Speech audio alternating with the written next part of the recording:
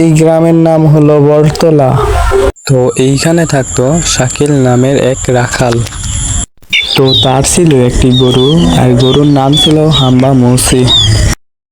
জঙ্গল দিয়ে যাওয়ার পথে হঠাৎ করে একটি বাঘ তাদের সামনে এসে পড়ল, আর শাকিল রাখাল কোনো উপায় না পেয়ে দৌড় দিল, আর গরুটিকে বাঘে খেয়ে ফেলল।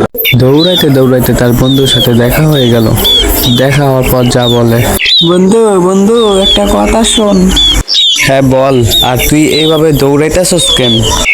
আরে বন্ধু কিছু বলিস না, আমি আর আমার গরুকে নিয়ে আমি একটু জঙ্গলে গেছিলাম, ওইখানে একটা বাঘ আমাদের সামনে এসে পড়েছিল, তারপর আমার গরুটাকে খেয়ে ফেলছে, তারপর আমি দৌড় দিয়ে এখানে আসলাম। ও এই ব্যাপার, আর তোর তো কিছু হয় নাই। আর যাই হোক, তুই বাসায় যায়া রেস্ট নে, আর আমি সকালে যায়া মোড়ল মশাইয়ের সাথে যোগাযোগ করি, দেখা যাক কি হয়।